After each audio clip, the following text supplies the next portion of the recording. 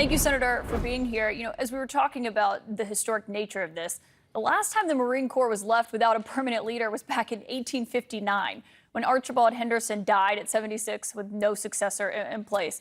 Do you not think it's important to have a permanent leader in charge of the Marine Corps? Well, first of all, congratulations on your new show. I know Alabama people are proud of you, and War Eagle, by the way. But Thank you. This is an interesting situation. You can't work out a problem unless you have a conversation. I've had a 10-minute conversation 5 months ago with anybody from the White House or the Pentagon. I'm doing it for several reasons, but number one, I'm not stopping anybody from being confirmed. I'm just stopping them from confirming hundreds at a time. They can confirm as many as they want during the day. We're sitting around twiddling our thumbs most of the time during the week and should be confirming people. But that being said, they're delegating and legislating from the White House. That's another reason I'm doing this. People in this country voted for Congress. They want representation, and they changed the law. Section 1093 of the code, the law says, again, voted on by President Biden, says that there will be only abortion during the three exceptions. Now, President Biden has changed this. He and the Secretary of Defense. Now, we ran hard for these positions to represent the people of our different states and our districts. We are supposed to be making the law, not the Pentagon and not the White House. So that's one of the reasons, one of the bigger reasons I've got a hold on these, because they need to do it the right way. It might get passed. Write the law up, send it over to Congress, and let's pass this. But you say that they're violating the law, but the Pentagon policy, there's an opinion from the Justice Department that says it doesn't violate the law because they're not actually paying for abortions. They're paying for the travel to get there. This is, I'm quoting from the policy now, it says the non-covered reproductive health care is at the service member's expense. So that would seem to say that they're not violating the law, which is your whole premise for blocking all the nominations. Well, first of all, I wouldn't trust this Department of Justice as far as I could throw them. But they look at it different. I look at it as a law. A law is legislated through Congress.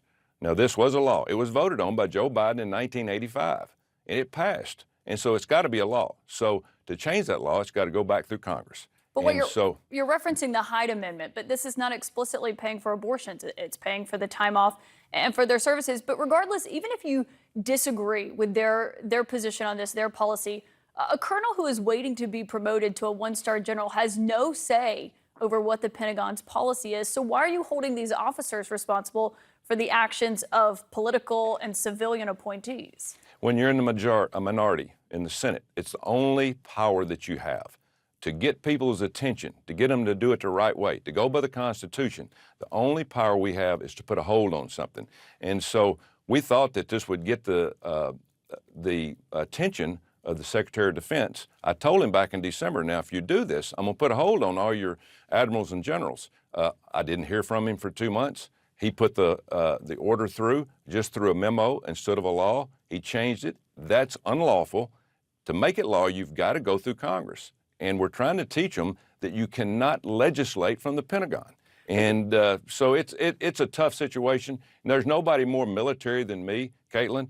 My dad was military, career military. I'm all for the military. We need a strong military, but we also need to go by the rules in the Constitution and represent the people and taxpayers. Taxpayers are not supposed to pay for anything that has to do with abortion.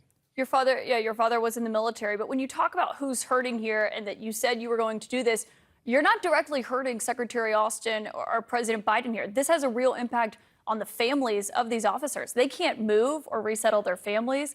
They can't enroll their kids in schools. Their spouses can't take new jobs, wherever they're going to be stationed next. This keeps members of the military who are getting promoted from getting that pay raise. You realize that, right? Well, first of all, if I thought it was hurting readiness or recruiting, I wouldn't be doing this, but it's not doing it. I've talked to generals and admirals. They said, Coach, we're going to be able to get this done. We'll work through this. And I appreciate their comments. I talked to General Brown today. I talked to General Smith last week, who's now was the deputy of the Marines. Now he's the commandant until confirmed, but he was sworn in today. But you got to think about this. We say we're hurting the families, but I want you to think about this. We've done a couple of dozen abortions in the military for the last 40 years, a couple of dozen a year. Now we're going to have 4,000 to 5,000 a year because this new rule this new supposedly law that this administration is pushing through. So let's think about the unborn. Let's think about the young people that are not going to be able to get in the military and be part of this country. Let's think about them. But where are you getting those numbers from? We had a outside service look into it, calculate it, go through it with a fine-tooth comb, and we sent that to the SecDef. We sent it to all the people in the White House. They knew this was going to happen. They knew how many more there were going to be.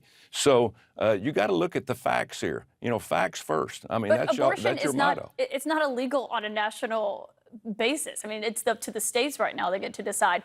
Alabama, our home state, basically doesn't allow most abortions, but I don't understand the numbers that you're citing there or where those are coming from, saying that that's a jump and that's why you're changing this policy. You said you were changing the policy and that you're holding this block because you don't want the Pentagon paying for travel related to people who have to travel out of state to go get an abortion.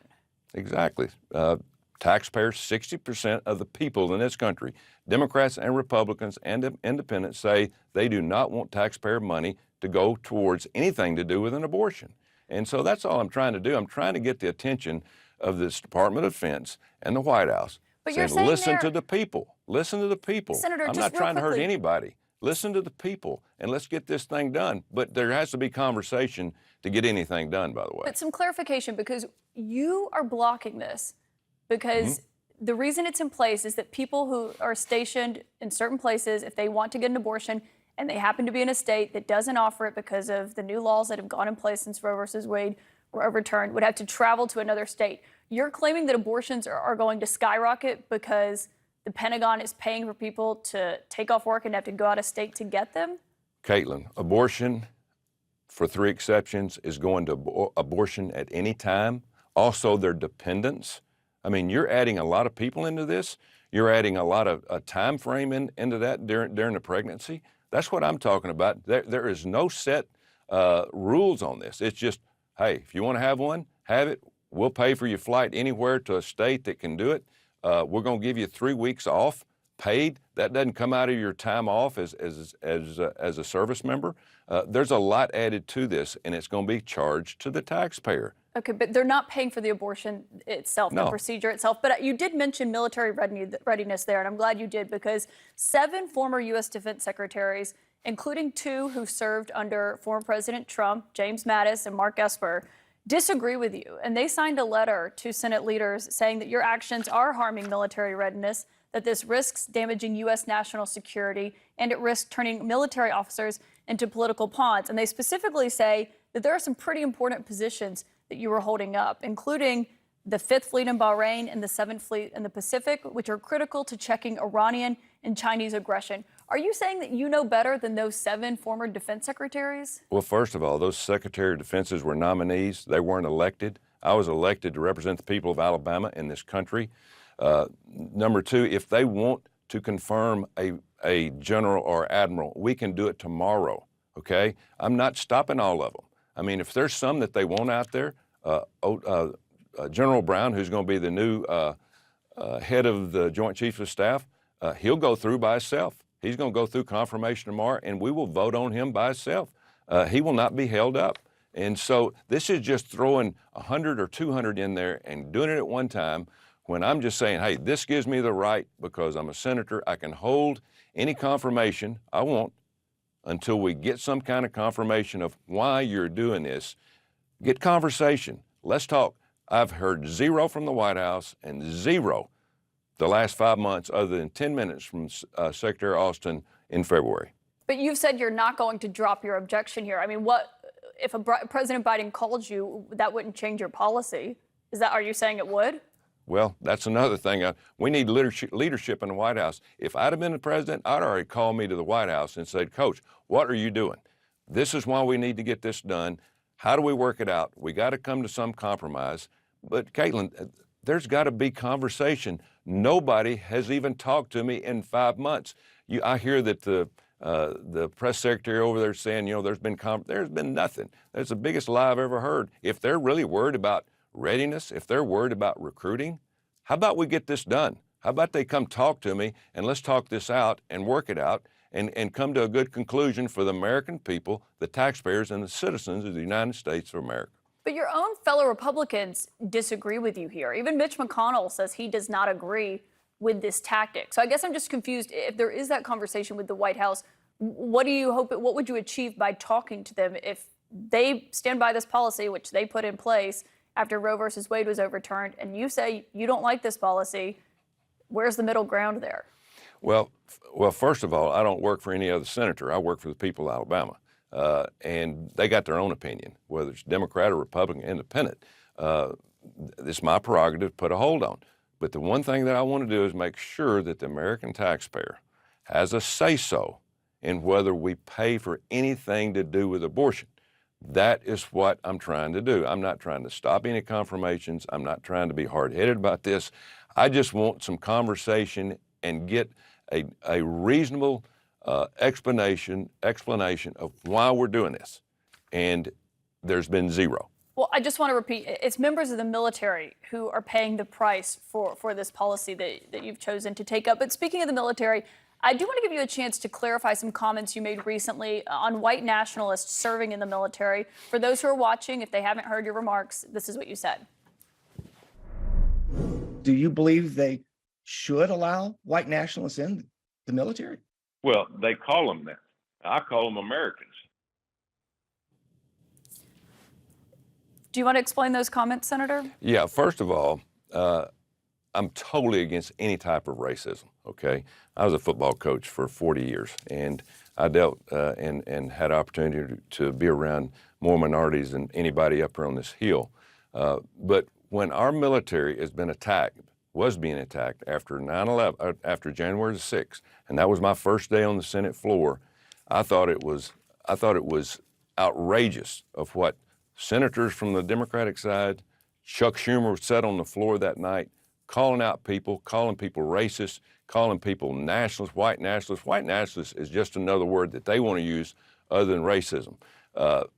I'm totally against anything to do with racism. But the thing about being a white nationalist is just a cover word for the Democrats now, where they can use it to try to make people mad across the country, identity politics. I'm totally against that. But I'm for the American people. I'm for military.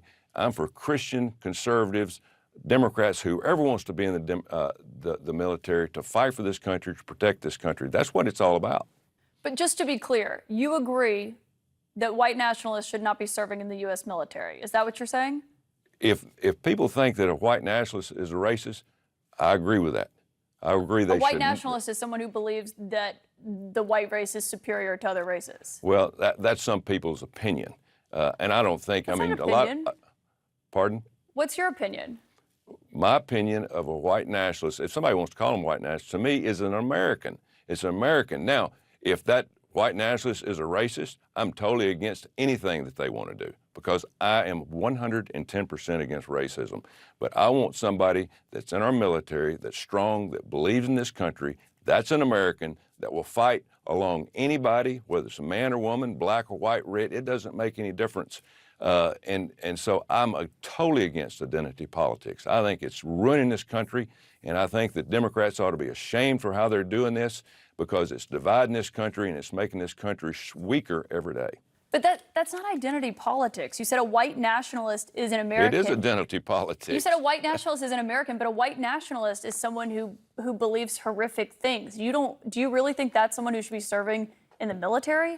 Well, that's just a name that it's been given. I mean, it's not. It's a real definition. There's real concerns about extremism. So if you're going to do away with most white people in this country out of the military, we got huge problems. It's not. Huge problems. It's not people who are white. It's white nationalists that have a few probably different different beliefs. Right? That have different beliefs. Now, if racism is one of those beliefs, I'm totally against it. I am totally against racism.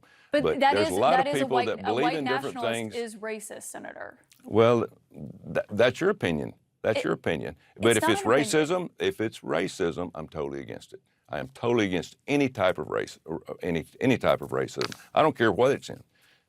Okay, Senator Tommy Tuberville, thank you for your time tonight. Thank you.